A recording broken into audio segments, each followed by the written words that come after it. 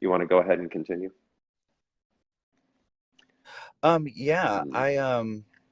I have full bars too, and I did a speed test before this, so it should be working. I'm not sure. Okay.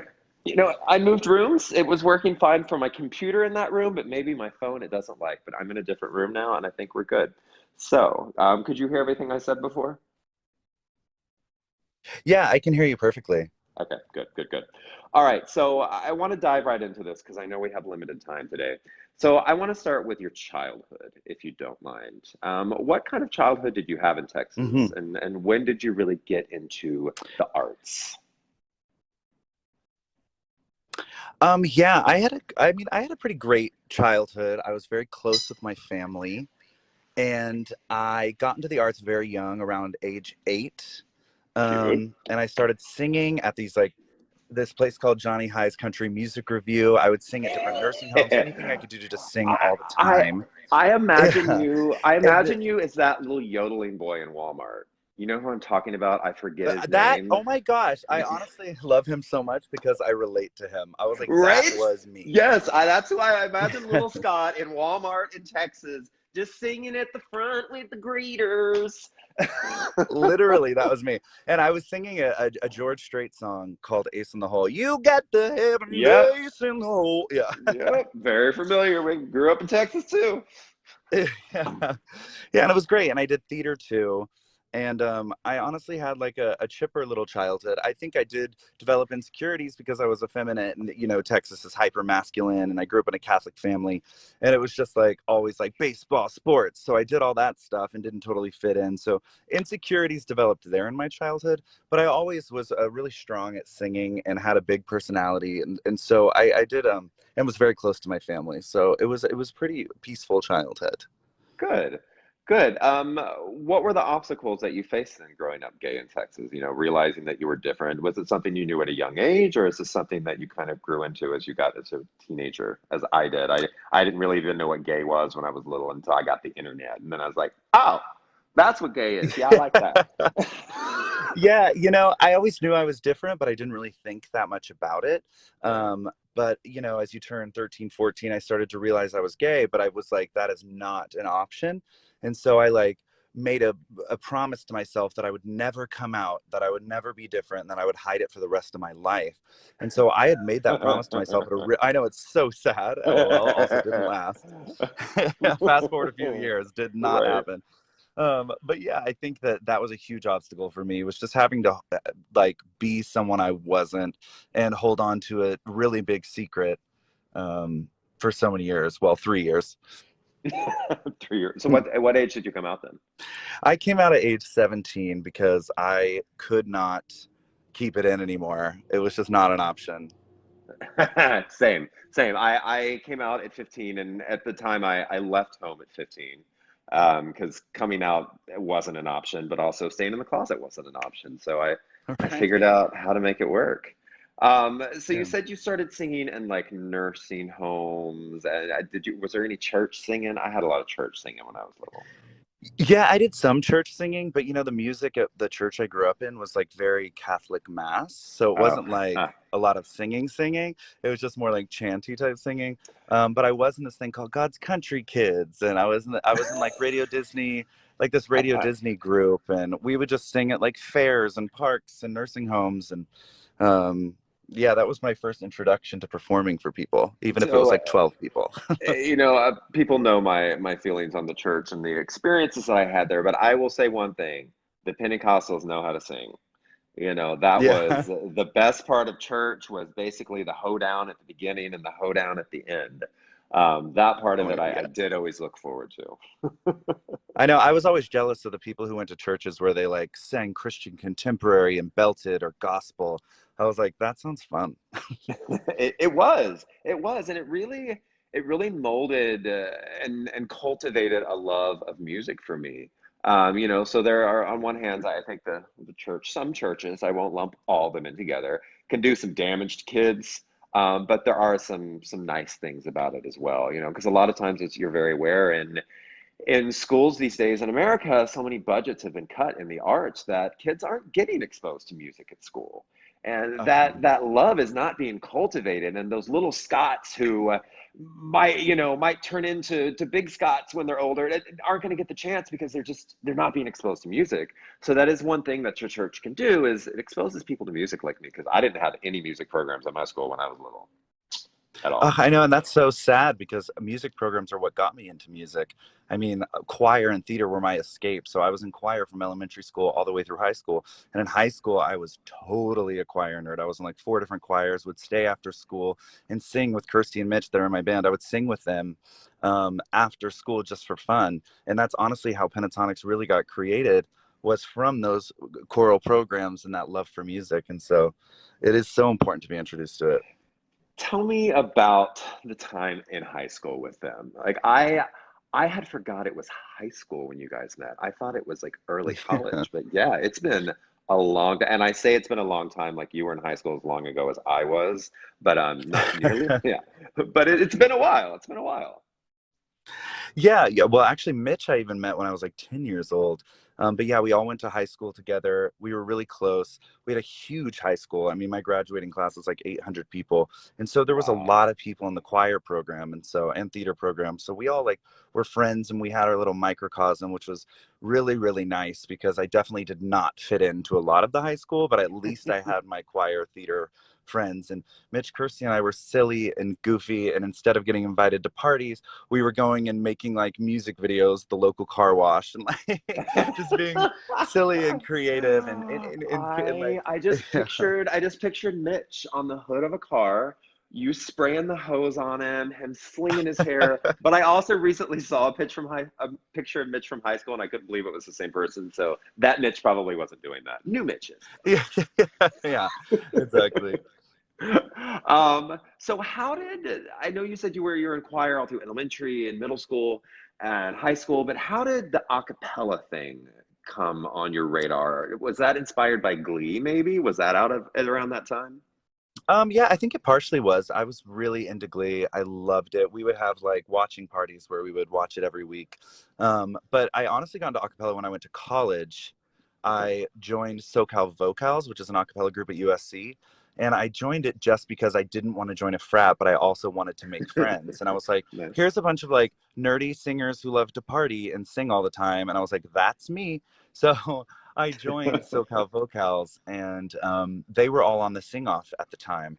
And so I was like, I want to be on the sing off, but I was too late to join their group. So I was like, I'll start my own. And honestly, the sing off was just for fun at first, to reunite with Mitch and Kirsty and meet some new Mhm. people and be on TV. That sounded fun. And then I had no idea it was going to be my career path for the next decade.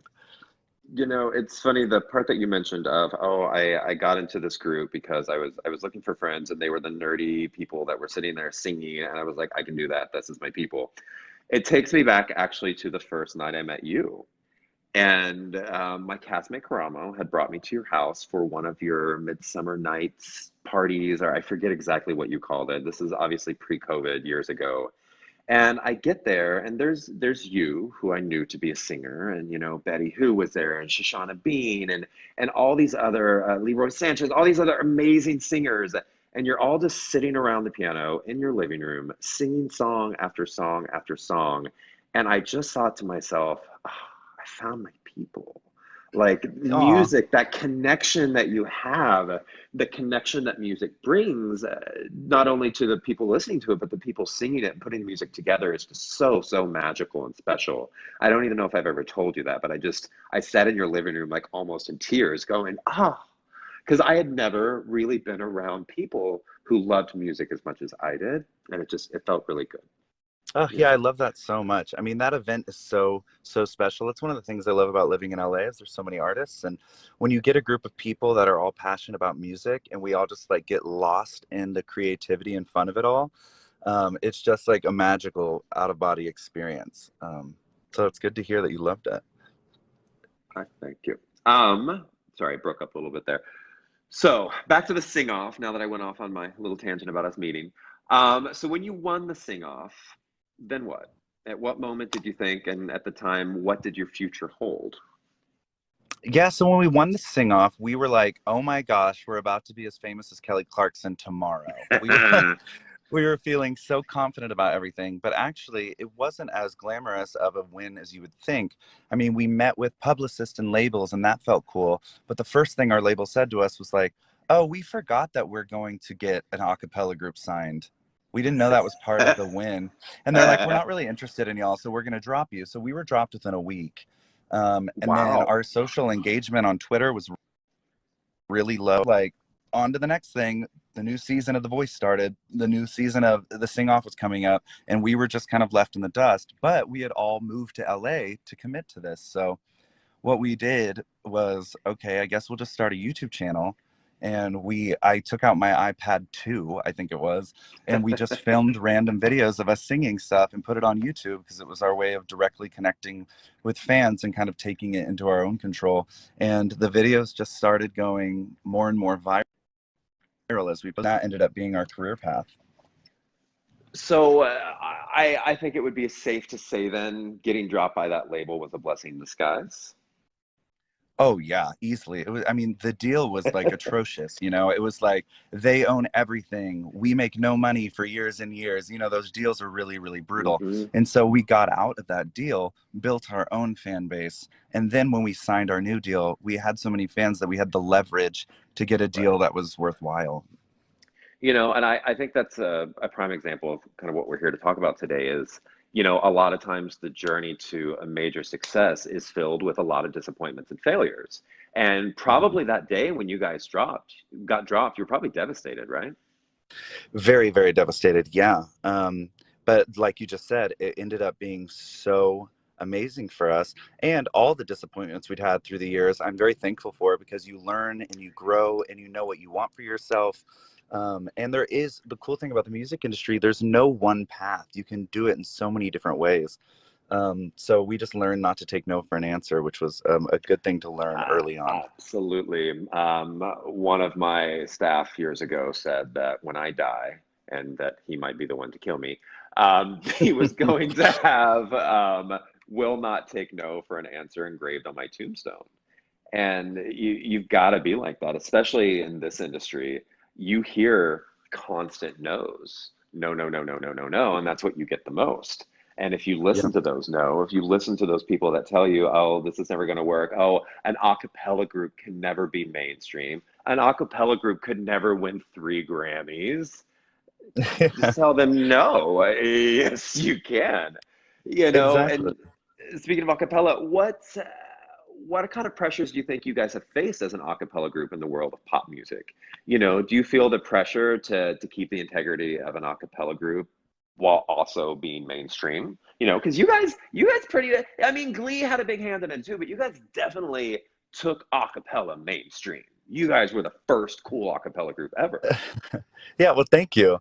I mean, yeah, there's been a ton of pressure. I mean, an a cappella group is like seen by the industry as kind of campy by nature and not Right. cool enough. So we we push ourselves to progress and become cooler and more and add more pop sensibilities and be more radio friendly. So there's pressure there, but there's also we want to keep the integrity and we want to show people that we are talented and this is what got us here. So we don't want to lose that.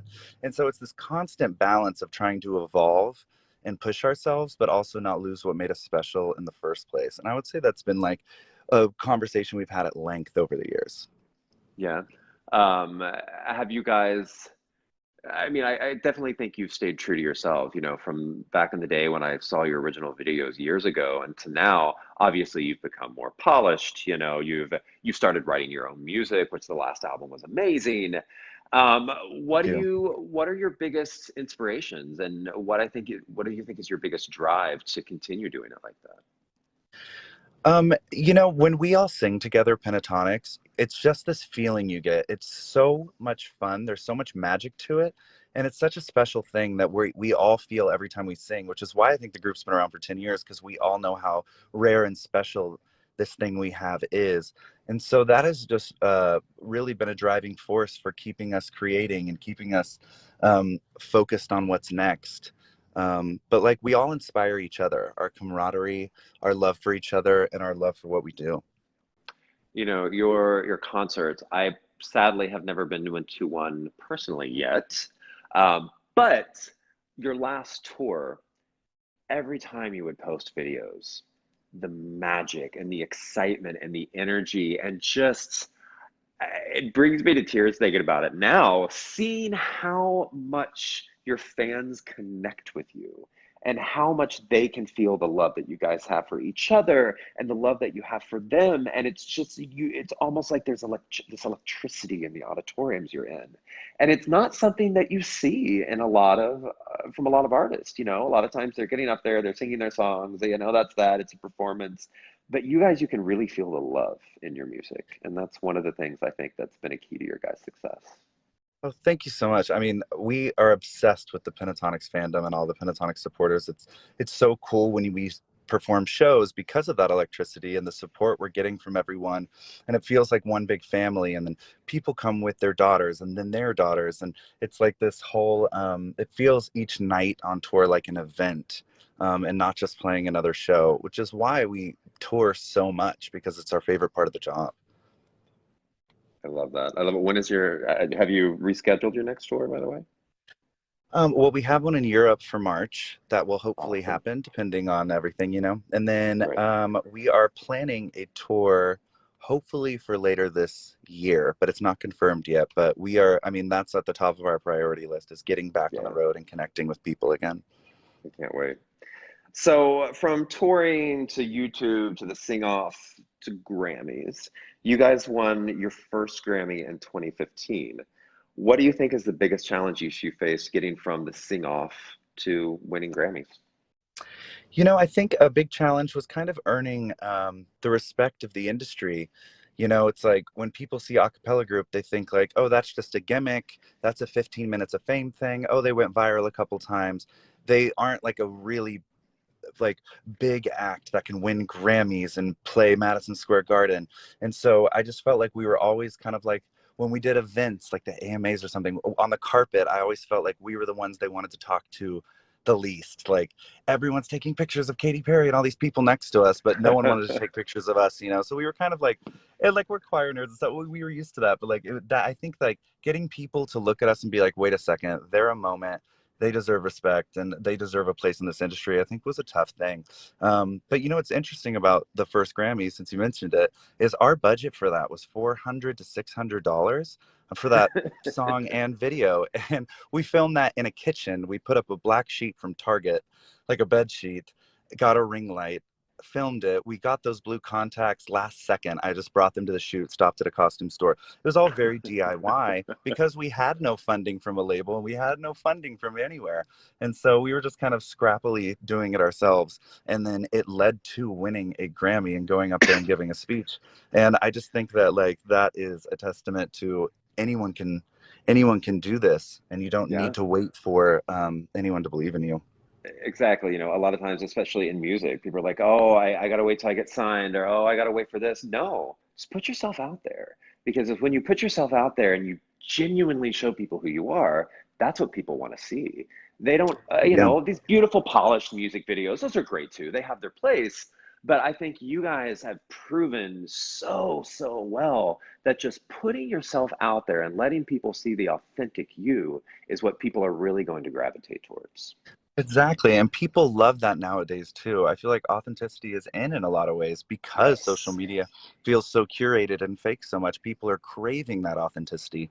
And like something I always think about is you can also put out videos or put yourself out there quicker than you think. If you wanted to write a song right after this live audio room and then record yourself singing it and put it on the internet, it could all be done in the next few hours. You know what I mean? Like the Yep. control is really in your hands. Yeah. You fail at 100% of the things you never try. Exactly.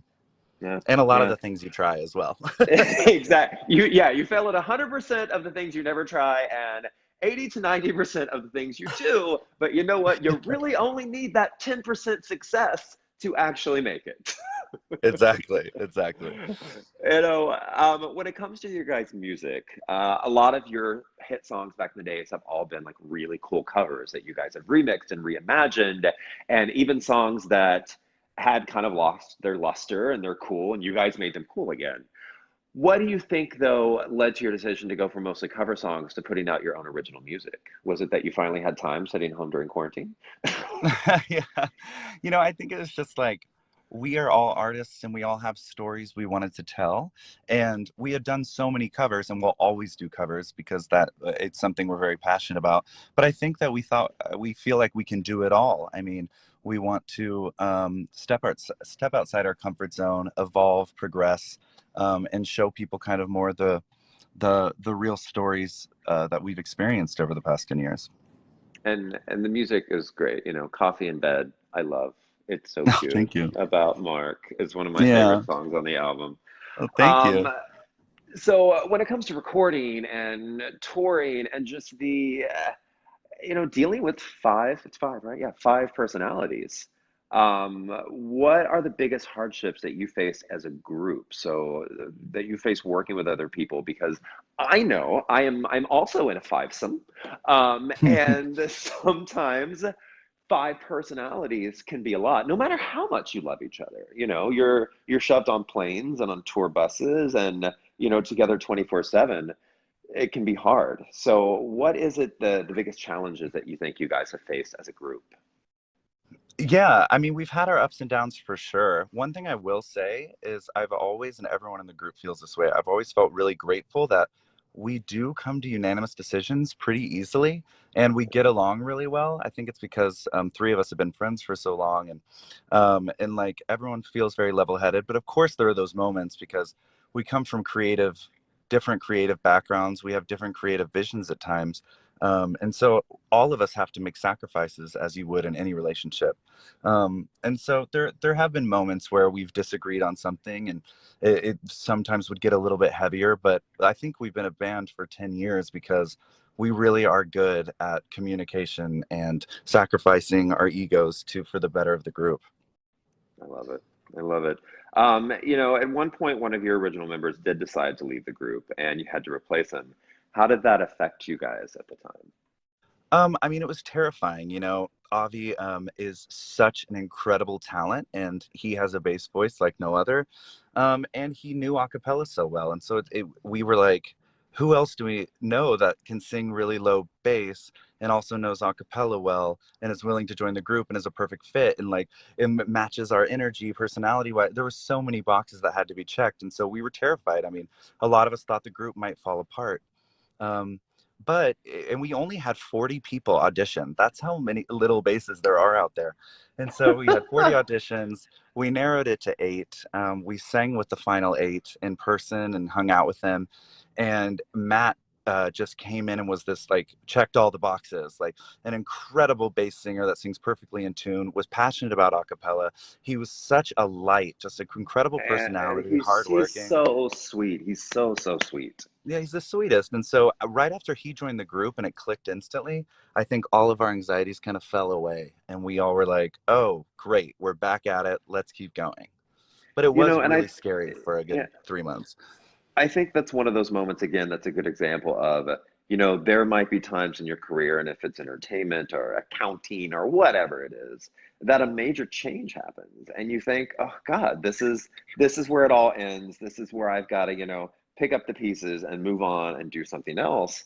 But that isn't always the case, a quote unquote failure, which it's not necessarily a failure, but it's a big change. It was something that couldn't be worked out, that turned into something even better.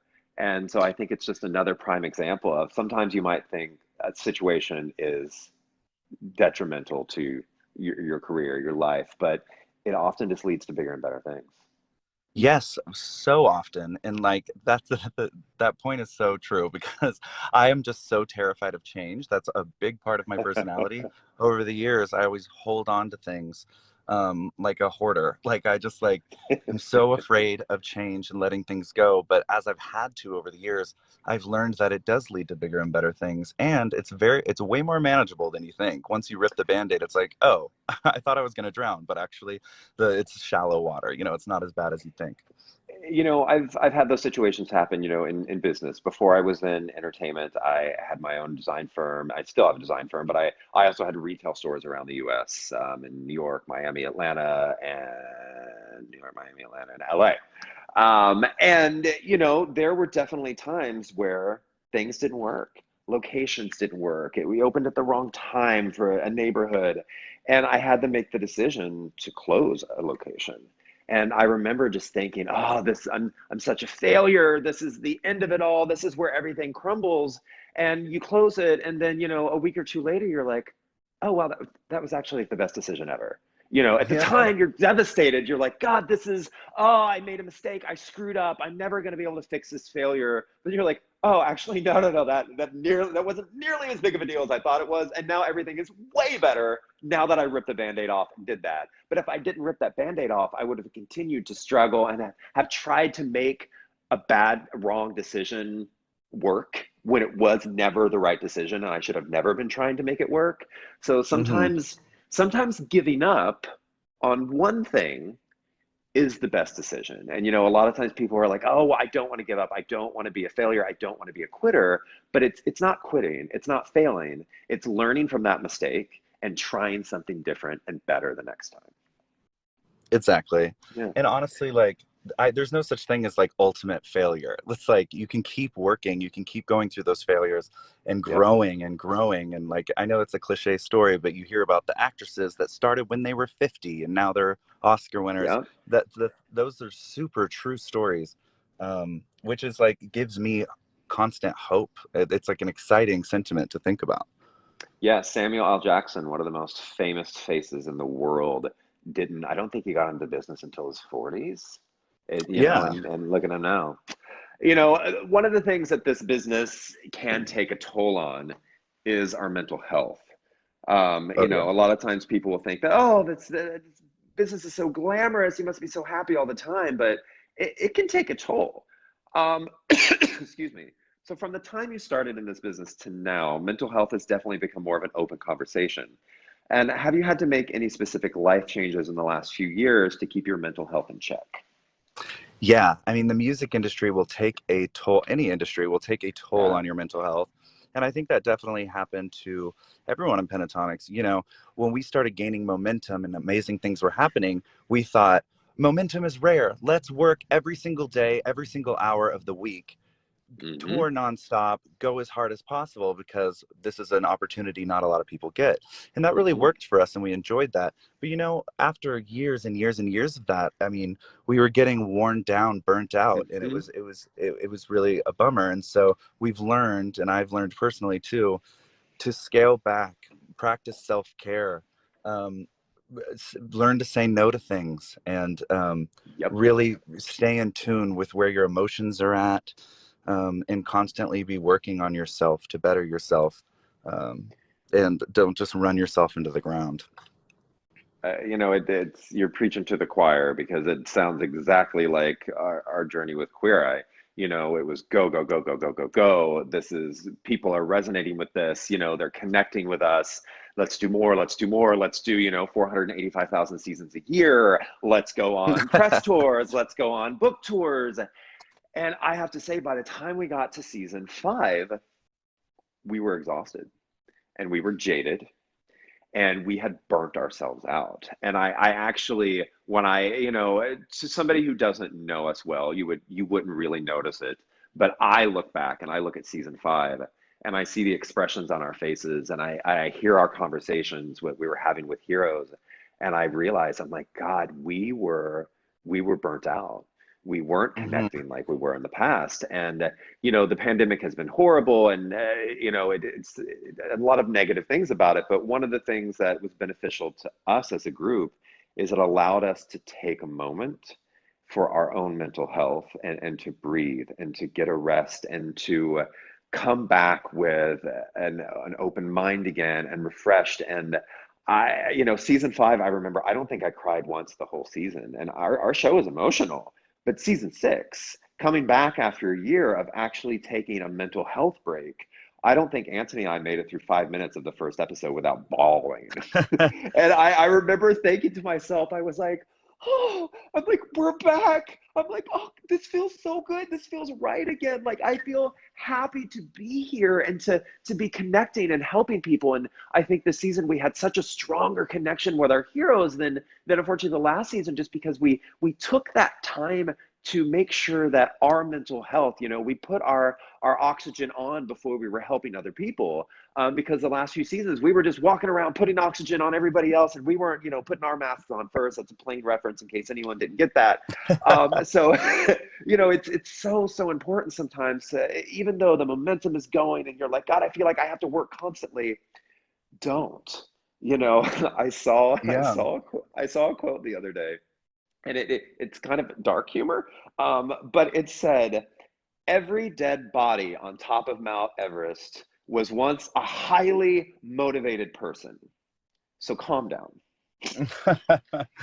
Oh And I my was like, God. it's kind of right, because if you push yourself too hard, you may not physically kill yourself, but you might kill your passion and your drive and then be burnt out. So it's so important, especially in this day and age of, we get constant stimulation from everywhere if we so choose to let it into our lives. From, we can work from anywhere. Gone are the days of, leaving the office at 5 or leaving the studio and not working. With our phones and our devices, we're always working. So taking those mental health breaks is a huge, huge, huge, huge thing. Oh yeah. Um, And uh, sorry, go ahead. Go ahead. Oh, I was just gonna say I agree with that so much. Piggybacking off that, it's not even always about work. It's just in life in general. It's just if you're always giving yourself in social situations and work and anything, when you're depleted, you can't really give that light to others. And that's something that's been a huge thing in my life is I need to like fill my own cup up first Yes. so I can be my best Yes. version of And myself to others. and that's how I felt. And I know I can probably speak for most of the boys when I say this as well, but the boys and Jonathan, our cups were empty. And we took some time off and we filled our cups back up. And it felt so good to be sharing that with people again. Exactly. We've talked about the challenges of business. What do you think the most trying thing about being in music is? Um, well, oh man, where do I begin? I mean, I think the first thing I think of is being in music or anything in the entertainment industry really feels like a hamster wheel, you know? If you're constantly going, going, going, working so hard, and even if you have a number one single on the Hot 100 for 10 weeks straight, right after that goes that single passes, it's like, what's next? Are you a one hit wonder? Are you a flop? Does Hmm. your narrative become there a has been? You have to constantly be putting yourself out there and upping and upping and upping, and that can be really really exhausting. And I think that that's why I always tell people if you want to do the music industry, you or entertainment industry in general, you have to love it, be passionate about it, and feel like there's nothing else you want to do, which is how I felt. And it's the most fulfilling industry in the world. I love it with my whole heart, but also it's very trying a lot. Hmm. It's trying, not only because it is hard, it's not easy, but I mean, it's easier when there's somebody like you who is passionate about what they do and they're good at it. But it's also hard, just like you mentioned, the constant comparison, the constant need to be the next big thing, and it's not enough to have that hit single for 10 weeks on the charts, but then everyone's like, okay, it's over. What next? What next? Where's Right. your next hit? Where is this? And it's just this constant pressure to Hmm. keep succeeding. And sometimes we have to take a step back and just give ourselves a break and say, you know what? Just like Rihanna, you know what? Just because the world says you need to put out another album doesn't need you put it out right away. You take a few years, girl. It's fine. Or six. Because or six, because she's gonna come out with the best damn album we have ever heard because she took her time. I hope, Yeah, girl, if you're listening, Rihanna, come on, give us some more music. Um, I know. I digress. What advice would you give to young kids who want to follow their dreams and become a professional singer? Oh man, there's a couple things I'd say. The first being finish the projects you start. Like no one's first song they write is good. It's gonna be bad. No one's first arrangement for acapella is gonna be good.